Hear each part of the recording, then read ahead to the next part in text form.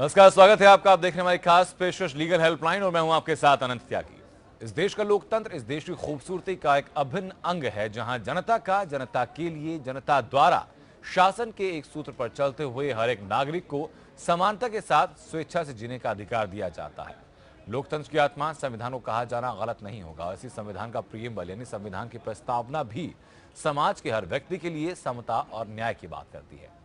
कानून हर समस्या के सही प्रारूप में समाधान के लिए मौजूद है, लेकिन सही जानकारी ना होने या कानूनी पेचीदगियों के चलते समाज का एक बड़ा हिस्सा सही समय पर न्याय हासिल करने में असमर्थ महसूस करता है। और इसी तरह खत्म करने के लिए इंडिया लीगल रिसर्च फाउंडेशन की इनिशिएटिव लीगल हेल्पलाइन में हम यहाँ मौजूद हैं, आपकी हर कानूनी समस्या में आपकी बेहतर सहायता के लिए। और आज जिस विषय पर हम आपके सामने हैं वो है बेल को लेकर कि बेल संबंधी क्या क्या अधिकार हैं। इसके अलावा और भी किसी तरह की कानूनी समस्या से आप जूझ रहे हैं, कोई और समस्या आपके सामने है, तो आप हमारे साथ इस खास कार्यक्रम के माध्यम से जुड़ सकते हैं, सीधा सवाल करके और बेहतर और निःशुल्क कानूनी सहायता आप ले सकते हैं। हमारे हेल्पलाइन नंबर आपकी स्क्रीन पर लगातार फ्लैश हो रहे हैं, इनमें से किसी भी नंबर से आप हमसे जुड़ सकते हैं और बेहतर सहायता किसी भी बारे में ले सकते हैं। साथ ही साथ जमानत से जुड़े क्या कानूनी प्रावधान है, इसके बारे में बेहतर जानकारी आज इस शो के दौरान आप तक पहुंचाई जाएगी।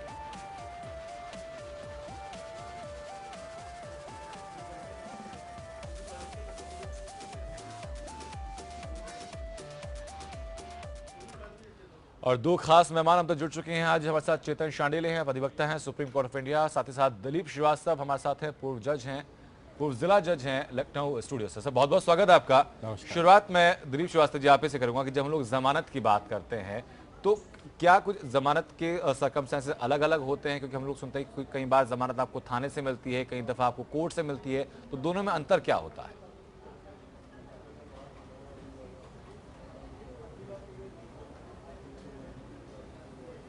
दिलीप जी, अब तक आवाज पहुंच रही है मेरी? शायद संपर्क नहीं हो पा रहा। शायद वहां तक आवाज जा नहीं पा रही है।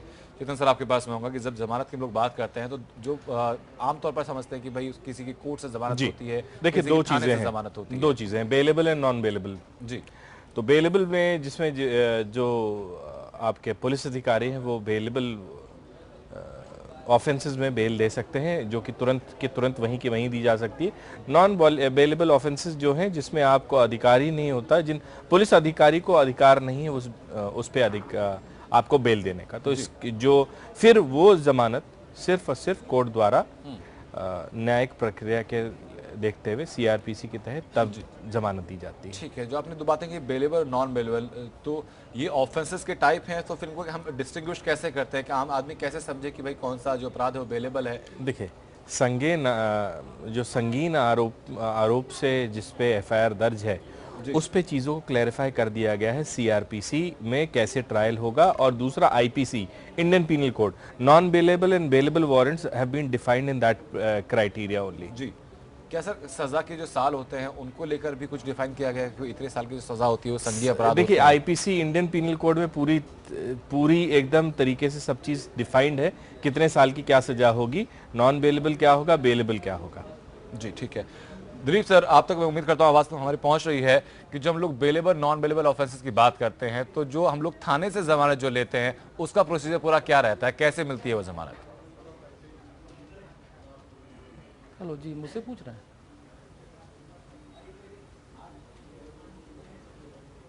जी श्रीवास्तव जी, आप मुझे सुन पा रहे हैं सर? जी, आप मुझसे पूछ रहे हैं? जी, सवाल मेरा आप ही से है सर। हाँ, क्या पूछा? सवाल मेरा यही है कि जो बेलेबल ऑफेंसेस होते हैं जिनमें कि थाने से जमानत मिल जाती है, तो थाने से जमानत लेने का प्रोसीजर क्या रहता है, कैसे कोई ले सकता है थाने से जमानत? सब सिंपल है कि अगर कोई बेलेबल ऑफेंस है और इंचार्ज पुलिस स्टेशन का उसको ये राइट सीआरपीसी में दिया गया है कि वो बेल्ड आउट कर सकता है जी, और अगर कोर्ट में प्रोड्यूस करते हैं तो कोर्ट बेल ग्रांट कर सकती है। बेलेबल ऑफेंसेस में जो भी ऑफेंस बेलेबल नेचर के हैं उसमें bail as a matter of right claim किया जाता है और वो पुलिस ऑफिसर कंसर्न वो कर सकता है जी, या कोर्ट दे सकती है जमानत। जी ठीक है सर, वापस मैं लौटूंगा। इस वक्त बिजनौर से अंकित हमारे दर्शक हम तक जुड़ चुके हैं। अंकित, क्या आप जानना चाहते हैं? अपनी बात आप रखिए। ये जानना चाहता हूँ, ये जो हाई कोर्ट द्वारा फैसला सुरक्षित किया जाता है, इसकी मैक्सिमम लिमिट क्या होती है और कब ये सुनाया जाता है, मतलब इसकी मैक्सिमम लिमिट कितनी होती है, मैं ये जानना चाहता हूँ। ठीक है चेतन सर, आपके पास मैं आऊंगा इसका जवाब। देखिए, हाईकोर्ट द्वारा या माननीय किसी भी न्यायालय द्वारा जो फैसला सुरक्षित किया जाता है, इसकी कोई भी लिमिट या प्रावधान में ऐसा कुछ नहीं है। ये अगर आपका फैसला देर लगता है तो या तो आप एक एप्लीकेशन लगा सकते हैं या उस केस को मेंशन कर सकते हैं। मेंशन करने के बाद वो केस आपका पारित किया जाएगा, उस पर आपको फैसला आ सकता है उस पर। ऐसा कोई भी निर्धारित रूल एंड रेगुलेशन नहीं है जिसमें ये बताया जा सकता है कि फैसले का अगर किया गया, निर्धारण किया गया तो इतने दिन में हो जाएगा। ठीक है अंकित, मैं उम्मीद करता हूं कि शंका आपकी दूर हुई है।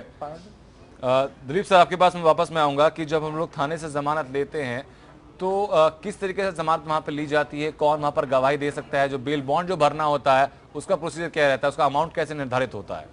मुचलका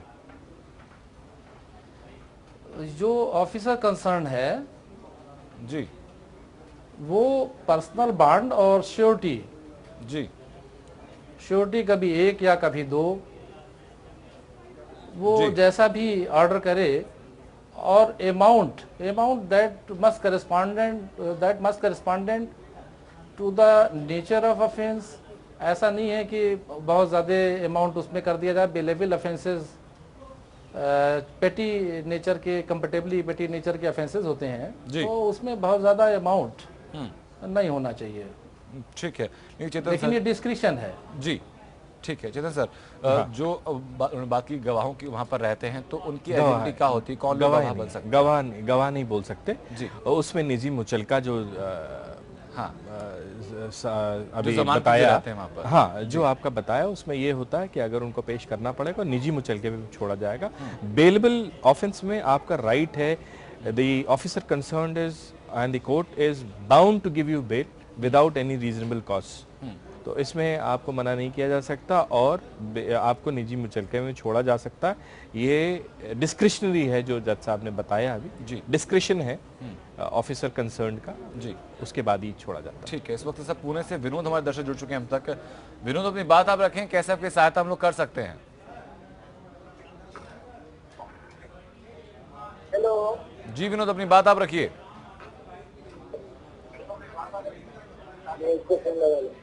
हेलो विनोद जी, आपकी आवाज आ रही है, आप बोलें। डायरेक्ट उनसे बात करना चाहता जो मीडिया अपने अंदर वो कुछ जानकारी चाहता हूँ, कैसे क्या जेल होती है, क्या होती है पुलिस ऑफिसर में। विनोद, आपकी आवाज हम तक बहुत साफ नहीं पहुंच पाई, लेकिन आपका नंबर हम तक जरूर पहुंच गया है। हमारी टीम की तरफ से आपको जल्द कॉल जाएगी और बेहतर इस बारे में जानकारी आपको जरूर दी जाएगी। जितना सर आपके पास मैं आता हूँ कि bail as a matter of right की बात भी हम लोग करते हैं, तो उसको कैसे अवेल हम लोग कर सकते हैं? क्या शुरुआत में जब किसी को गिरफ्तार किया जाता है उस वक्त उनको बताया जाता है कि भाई आपको बेल का प्रावधान क्या है, कैसे ले सकते हैं? Any officer concerned who is arresting the alleged accused, is bound to tell him the rights, क्या उसके लीगल राइट्स हैं जी, संभावनाएं क्या हैं उनके जानकारी में, उनको अरेस्ट करके लाया गया, उनके सगे संबंधियों के बारे में बताया जाएगा, उनके बारे में सारा कुछ बताया जाएगा इसमें। और बेल जो है बेलेबल ऑफेंस में जी, बेल राइट है जो कि देना ही है। ऐसे कुछ मामले आए हैं जिनमें कुछ अफसरों ने बेलेबल होने के बावजूद भी उनको जेल भेजा गया जी, जिसके उन अफसरों पे कड़ी कार्रवाई भी हुई है। ठीक है, दिलीप श्रीवास्तव जी, आपके पास मैं आऊंगा सर, कि क्या ऐसा भी कुछ प्रोविजन हमारे पास है कि कितने वक्त के अंदर बेलेबल ऑफिस में, कि मिनिमम इतने वक्त के बाद ही आप बेल ले सकते हैं या फिर इतने वक्त के बाद बेल नहीं मिल सकते अगर आप लेट हो गए तो? बेलेबल ऑफेंसेस में जी, अगर वो किसी को अरेस्ट करते हैं और या कोर्ट में प्रोड्यूस करते हैं, दोनों ही सूरत में जी, वो सो कॉल्ड जो अक्यूज्ड है, अलेज्ड अक्यूज्ड है, उसे बेल एप्लीकेशन मूव कर देना चाहिए इमीडिएटली जी, और उस पर कोई टाइम नहीं वेस्ट किया जा सकता है। उस एप्लीकेशन पे same day same time order होना मस्ट है जी, ऑर्डर होना चाहिए। उसके लिए नहीं कि 2 दिन वो जेल में रहेगा फिर बेल पे ऑर्डर होगा, ऐसा नहीं है। जी, बेल ऑर्डर इमीडिएटली होना चाहिए। जी ठीक है सर, लेकिन जो थाने से हम लोग जो बेल लेते हैं दिलीप जी, तो उसके लिए क्या किसी वकील की जरूरत जी, भी जी। पड़ती है या फिर आप अपने आप भी एप्लीकेशन वहां पर दे सकते हैं? बिल्कुल किसी की जरूरत नहीं है, वैसे टेक्निकली अगर आप देखें तो किसी की जरूरत नहीं है। आप प्लेन एप्लीकेशन दे सकते हैं कि साहब आपने जो है हमें ये बताया है और हमको इस ऑफेंस में आपने अरेस्ट किया है और हम बेल मूव करते हैं, हमें बेल दे दिया जाए। तो वो आपके साथ 2 ऐसे लोग होने चाहिए जो आपकी जमानत ले सकें, उन्हें सिक्योरिटी कहते हैं जी। तो उनसे वो इस बात की एक्चुअली में सिक्योरिटी का मतलब ये होता है कि वो इस बात की गारंटी लेते हैं कि अगर ये व्यक्ति कोर्ट में या जो आईओ होता है, आईओ जो इन्वेस्टिगेशन करता है, जब वो बुलाएगा तो ये हाजिर होगा, नहीं हाजिर होगा तो मैं इसे पेश करूंगा, यही गारंटी एक्चुअली में है जी। और अगर कोई डिफॉल्ट होता है तो फिर उसके लिए सिक्योरिटी जिम्मेदार भी होता है, जी जो जिस अमाउंट के लिए दिया जाता है जी सिक्योरिटी वो अंडरटेक करता है, उसे फिर पेनाल्टी के रूप में बाद में वसूला जा सकता है, आदमी को पनिश जी। किया जा सकता लेकिन है। सर जो आपने बेल जमानती की उसके बात की cancel सर, वो किए जा जमानती कौन हो सकते हैं? क्या उनके कोई सगे संबंधी होनी जरूरी है, कोई दोस्त भी हो सकते हैं? नहीं, बिल्कुल नहीं, बिल्कुल कोई भी हो सकता है, एनी पर्सन हो सकता जी। है। उसके पास जैसे मान लीजिए, मैं आपको एग्जांपल देके समझाऊं जी कि मान लीजिए उन्होंने कहा कि ठीक है आप 20,000 रुपए का मुचल का पर्सनल बॉन्ड और 20,000 के 2 श्योरिटीज आप दे दीजिए। तो 20,000 की जो श्योरिटी की बात आई, जो आदमी 2 आदमी आपके साथ गए हैं उनके पास पेपर्स ऐसे होने चाहिए जी। जो वो दे सकें कि साहब देखिए मेरे पास कार है, मेरे पास लैंड है, उसकी जो लैंड रेवेन्यू से रिलेटेड डॉक्यूमेंट्स हैं जैसे खतौनी है, वो डॉक्यूमेंट्स पेश करते हैं जी और अपना आईडी है कि हाँ हम अमुक व्यक्ति हैं। तो उसके बाद किसी वकील की जरूरत नहीं है। ठीक है लोग खुद थोड़ा कॉन्फिडेंस ना होने की वजह से ऐसा करते हैं, जी। ठीक है, इससे कोई बुराई नहीं है, ठीक है खुद सर। भी कर सकते हैं। ठीक है सर, इस application वक्त में। सीतापुर से सीमा हमारे दर्शक हम तक जुड़ चुके हैं।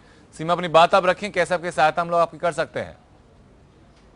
सर हमें ये जानना है, जैसे हाई कोर्ट में ऐसे कोई हाई कोर्ट में कोई याचिका की जाती है जी तो उसमें यथास्थिति बनाए रखने की बात कही जाती है और उसके बाद विभाग के द्वारा नहीं माना जाता है और तो कोर्ट ऑफ कंटेम्प्ट हम करते हैं। तो कोर्ट ऑफ कंटेम्प्ट में एक बार तो मेरा आदेश माना जाता है, लेकिन फिर दूसरी बार फिर वही चीजें लागू हो जाती हैं। तो फिर इस स्थिति में हम क्या करें? जहां तक आपकी बात सीमा में समझ पाया हूं, आप ये कह रहे हैं कि it's a matter court related के क्रिमिनल कंटेम्प्ट, हाँ wilful disobedience of the courts order, जी अवमानना, कोर्ट की अवमानना के बारे में बात कर रही हैं आप, जिसमें आपको 2 बारी जो अधिकारी हैं उन्होंने कोर्ट के आदेश को मानने से सरासर इनकार कर दिया है। इसमें आप क्या जानना चाहती हैं आगे?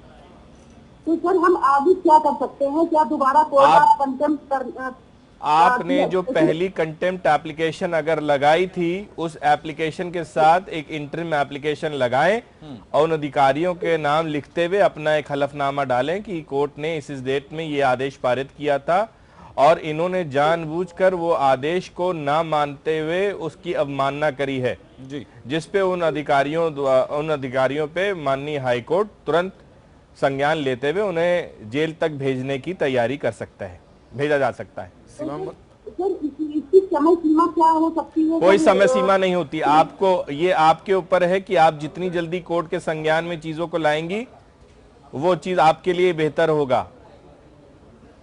हम उम्मीद करते हैं कि बेहतर आपको इस बारे में जानकारी मिली। इसके अलावा अगर आपको फिर भी आगे सामने कोई दिक्कत आती है तो वापस आप हम तक जुड़ सकती हैं।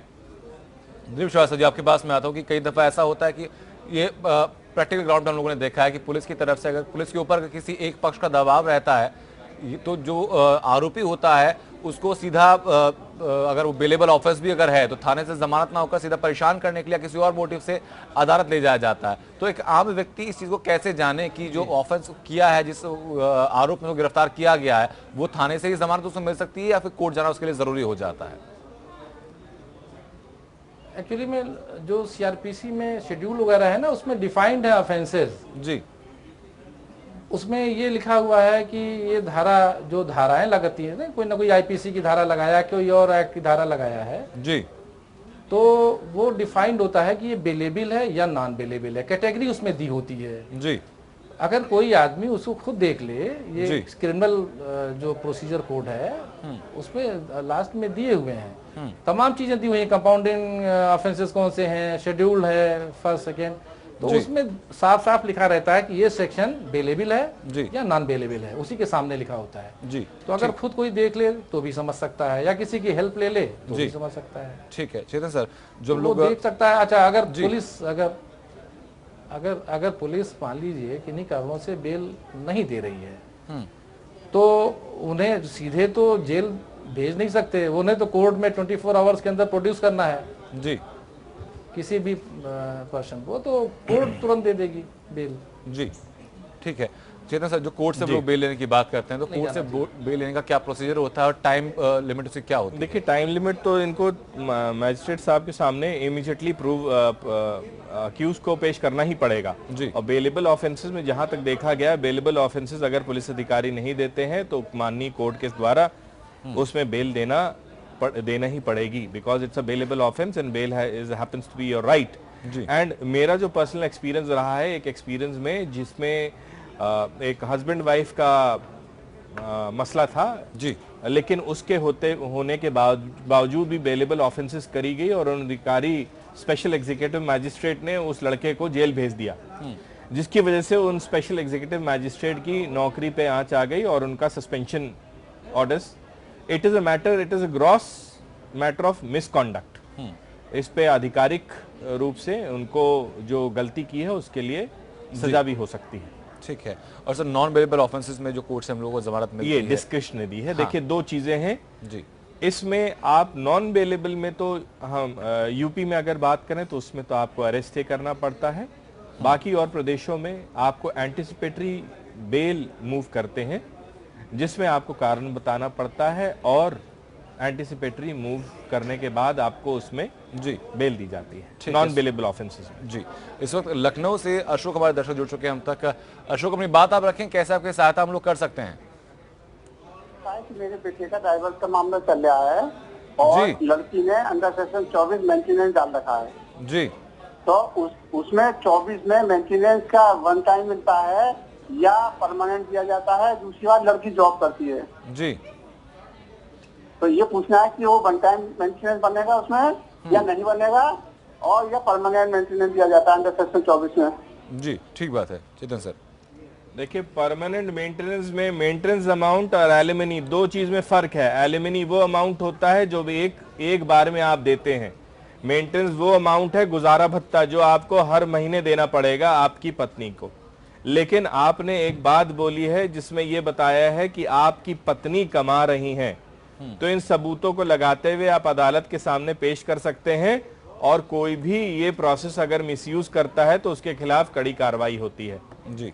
एक महिला जो कि पैसे अपना खुद खर्चा संभाल सकती हैं, उनको गुजारे भत्ते की बहुत से ऐसे जजमेंट्स हैं जो कि मना करते हैं कि उनको नहीं दिया जाएगा जी। उम्मीद करता हूं अशोक बेहतर सहायता आपको मिली इस बारे में। दिलीप श्रीवास्तव जी, आपके पास मांगूंगा कि जब कोर्ट से किसी आरोप में कोर्ट से किसी हम लोग जमानत की बात करते हैं तो उसका प्रोसीजर क्या रहता है, कितने वक्त के भीतर ऐसे ऑफेंसेस में हम कोर्ट से जमानत के लिए अप्लाई कर सकते हैं? देखिए, अगर पुलिस ऑफिसर ने कोर्ट में प्रोड्यूस किया है जी अक्यूज को, सो कॉल्ड अक्यूज को, तो उसे रिमांड लेना कहते हैं, रिमांड लेते हैं। उसी वक्त वो आदमी, वो व्यक्ति कोर्ट में बेल एप्लीकेशन मूव कर सकता है जी।